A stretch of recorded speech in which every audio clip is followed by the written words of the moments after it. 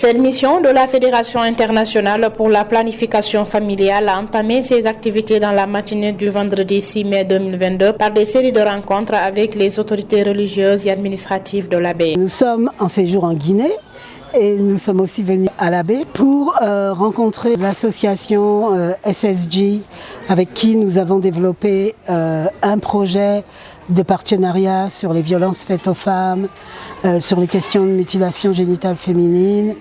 Et au cours de ce partenariat, nous les avons appuyés pour ouvrir un centre d'hébergement en complément de leur centre de formation. Nous sommes ici également pour rencontrer notre association,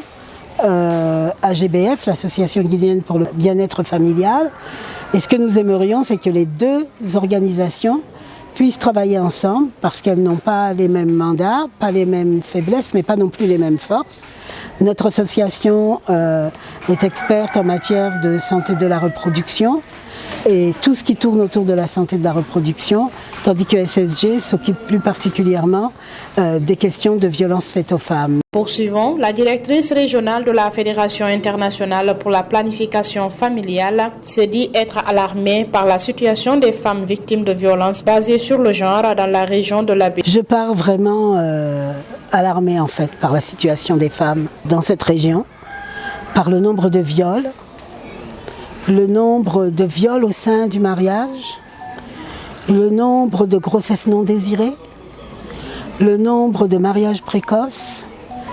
le fait que les femmes n'aient pratiquement pas accès aux services de santé de la reproduction. Et quand elles y ont accès en ville, mais on ne touche pas du tout les femmes villageoises. De son côté, la directrice des programmes de la Fédération internationale pour la planification familiale, qui a été à la baie pour la première fois en 2004, dit avoir constaté des avancées, même s'il reste beaucoup à faire. Il y a des choses qui ont changé.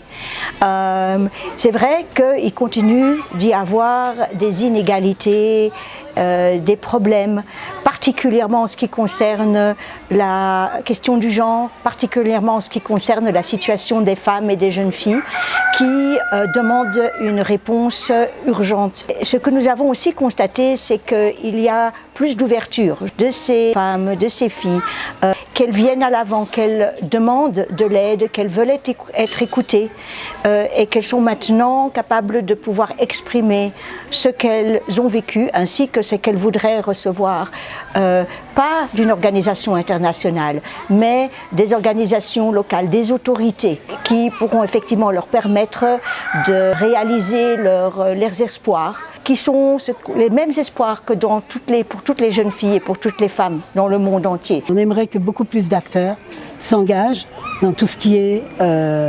droits des femmes, santé de la reproduction, prévention des violences faites aux femmes, éducation sexuelle complète. Donc tout ce package qui va permettre aux femmes de se développer normalement, de vivre avec un meilleur être, si on peut dire, qui va donner accès aux petits garçons et aux petites filles à l'école et qui va leur permettre d'y rester.